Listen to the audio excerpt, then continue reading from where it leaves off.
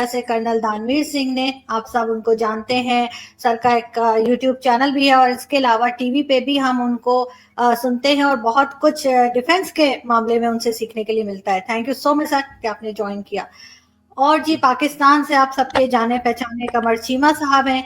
कमर चीमा साहब का भी एक बड़ा ज़बरदस्त किस्म का यूट्यूब चैनल है और जिसपे वो जो भी लेटेस्ट न्यूज़ होती है उसके ऊपर बात करते हैं। और बहुत शुक्रिया चीमा साहब कि आपने ज्वाइन किया। Thank you so much.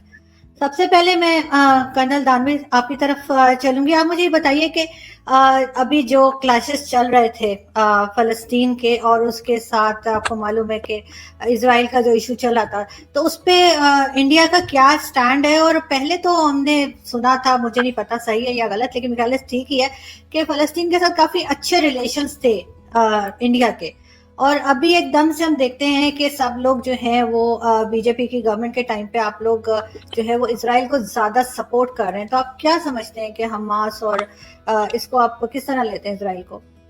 देखिए, इसराइल को अगर हम 48 से देखें तो महात्मा गांधी ने कहा था कि जितने भी यहूदी बैरूनी मुल्कों से आए हैं इसराइल में, फिलिस्तीन में, वो वापस जाएं और फिलिस्तीनियों को अपना इलाका वापस मिलना चाहिए और फिलिस्तीन फिलिस्तीन ही रहना चाहिए, इसराइल नहीं रहना चाहिए। ये महात्मा गांधी ने 1948 में कहा था। लेकिन तब से लेकर अभी तक बहुत कुछ बदलाव हो गया है और इस बार भी जिस चीज को आप रेफर कर रहे हैं कि इंडिया के लोग जो है वो इसराइल की ज्यादा तरफदारी कर रहे थे, ये बात बिल्कुल सही है।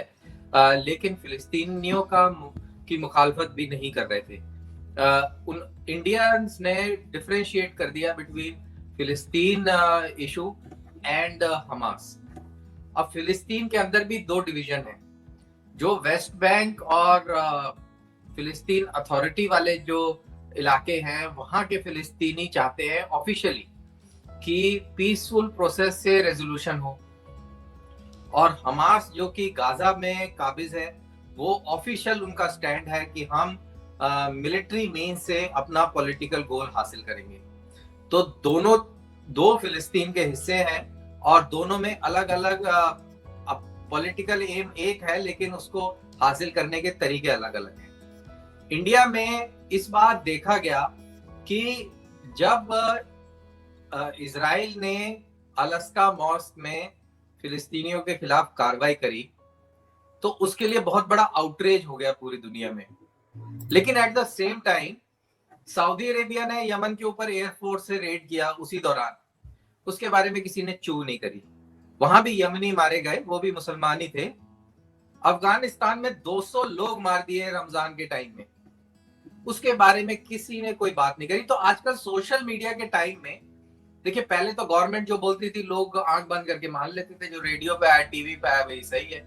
लेकिन अब सोशल मीडिया के टाइम में लोग सवाल पूछते हैं कि अफगानिस्तान का मुसलमान अलग है, यमन का मुसलमान अलग है और फिलिस्तीन का मुसलमान बिल्कुल अलग है, जहां पे एक भी नहीं मरा था। 300 के करीब लोग जख्मी हुए थे उस पुलिस कार्रवाई में। और इसका फायदा उठा के हमास ने 4,500 रॉकेट इसराइल के ऊपर फेंक दिए। अब आप बताइए कि जब हमने बालाकोट में कार्रवाई करी तो आपने भी कार्रवाई करी थी ना, और आपका वो हक बनता था कि भाई अगर इंडिया ने नॉर्म को तोड़ा है तो हम उसका जवाब देंगे, आपका बिल्कुल हक है। और किसी ने आपकी कोई बुराई नहीं करी। Nobody in the international community said कि यार आपने ये क्या कर दिया, क्योंकि वो आपका हक बनता था। तो इसी तरीके से अगर हमारा 4,500 रॉकेट किसी मुल्क पर डाल देगा तो उसका हक बनता है रिटेलिएट करने का। अब जब रिटेलिएशन हुआ है उसमें तकरीबन 300 फिलिस्तीनी मारे गए हैं।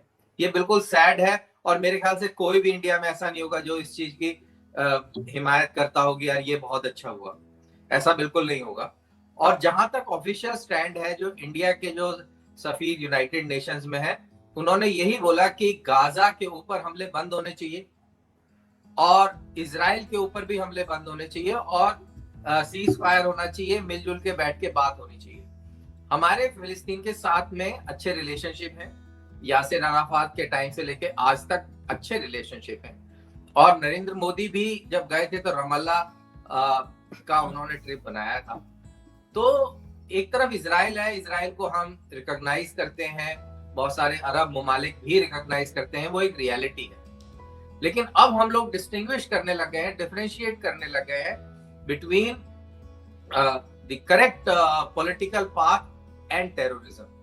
हम हमास की एक्टिविटी को फ्रीडम फाइट की स्ट्रगल नहीं मानते हैं, हम लोग उसको टेररिज्म मानते हैं। और इसीलिए आपने ट्विटर पे खास तौर से देखा होगा, इंडियंस जो हैं वो इजराइल के साथ खड़े हुए दिखे। वो बेसिकली टेररिज्म के खिलाफ खड़े हुए थे, और वो टेररिज्म हमें लगता है कि वो हमास की तरफ से फैलाया गया। बिल्कुल ठीक। चीमा साहब, आप समझते हैं कि ये वाकई में ये हमास की तरफ से टेररिज्म फैलाई गई थी, या आपको लग रहा है कि नहीं, गलत बता रहे हैं कर्नल साहब और ये बात कुछ और है, और इजराइल और उनका क्लास जो है वो टेरिटरी के ऊपर है, उसमें कोई टेररिज्म की बात नहीं है? देखिए, ये हमास जो है वो बाय प्रोडक्ट है of the environment which was created by the Israelis. वो कोई हमास पहले दिन से तो नहीं एग्जिस्ट कर रहा ना, ठीक है। जिस तरह कश्मीर के अंदर जो फ्रीडम फाइटर्स हैं वो को पहले दिन से तो नहीं वहां पे बैठे हुए ना, वो तो एक माहौल बना, उस माहौल में ये लोग आए और बने। जब पैलेस्टीन अथॉरिटी कुछ नहीं कर पाई तो उन्होंने कहा जी ठीक है अब हमास करेगी। तो लोग हैं, यंग लोग हैं, उनका दिल खून खौलता कि भाई हमारी टेरिटरी है, हमें हकूक नहीं मिल रहे, हमें सब्जुगेट किया गया। तो ये एक नेचुरल एनवायरनमेंट है। क्योंकि ये इस तरह की जो सिचुएशन है, जो डिस्प्यूट्स हैं, अनफॉर्चुनेटली ये इस्लामिक स्टेट्स के अंदर है। तो हमें जो है वो, और फिर अबव ऑल वो एक कॉन्सेप्ट है हमारा जिहाद का है, पर हमें जो है वो नॉर्मली एक वो बना दिया जाता है कि भाई ये लोग जो है ना they are all responsible for whatever is happening, ये टेररिज्म है, ये 9/11 के बाद देखें क्या हुआ, और ये दहशतगर्द हैं। हमास को अमेरिका ने, यूरोपियन यूनियन ने, बहुत सारे मुल्कों ने दहशतगर्द करार दे दिया। अब वो दहशतगर्द हैं, एक ग्रुप को कहा जी कि ठीक है ये जो है ना ये लेजिटिमेट पार्टनर है, इनके साथ हम काम करेंगे। पब्लिक परसेप्शन किसके साथ है, ये एक और सिचुएशन। मुझे जो मैं एज ए सिटीजन और as a student of politics जो चीज समझता हूँ ना, मैं समझता हूँ कि ये जितनी एफर्ट, ये जो कुछ हो रहा है ना हमास, फलस्तीन, इसराइल में, ये सारा कुछ बंद हो जाना चाहिए। मुसलमानों को एक चीज समझ लेनी चाहिए कि ये फलस्तीनियों का ना हक खून ना बहे।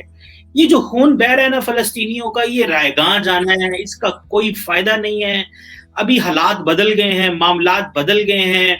आप आराम से बैठे इनके साथ कोई सोल्यूशन निकालें और उसके तहत रहना शुरू करें।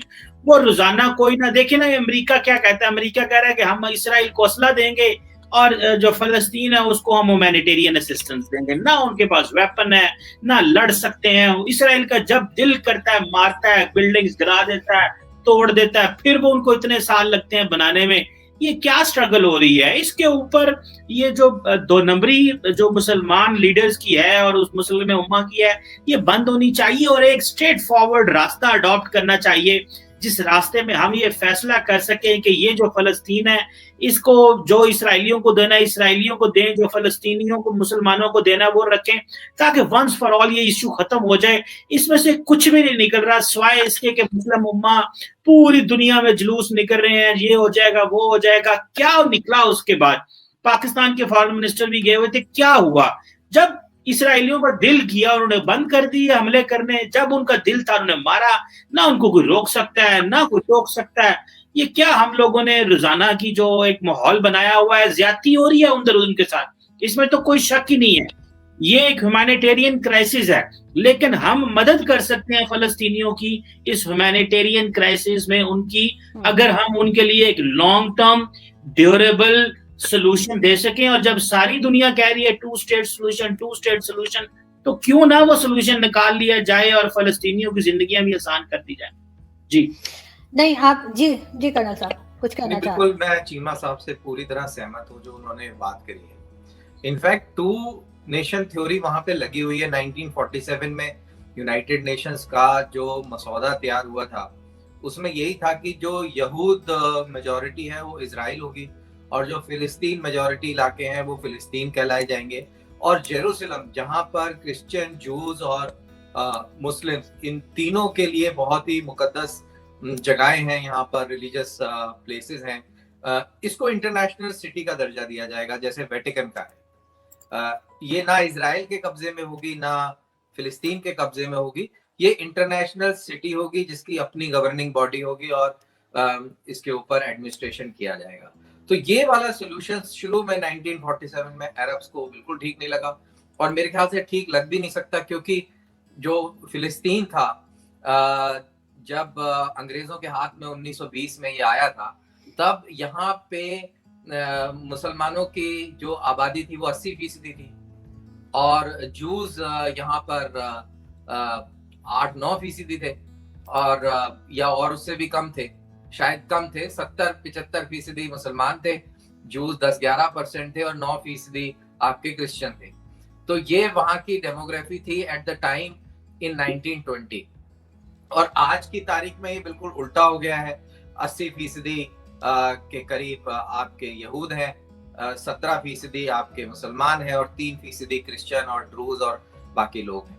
तो नेचुरली एक बहुत बड़ी जाती हुई है जिसका मुल्क है वो पूरा आपने हथिया लिया, उसकी पूरी डेमोग्राफी चेंज हो गई। इससे कोई दुनिया में कोई इनकार नहीं करता है, इसमें कोई, मेरे को नहीं लगता कि कोई भी ये कहेगा कि ये बहुत अच्छा हुआ या ये अच्छा, मतलब कोई इसकी तारीफ मेरे ख्याल से कोई नहीं करेगा, बिकॉज नेचुरल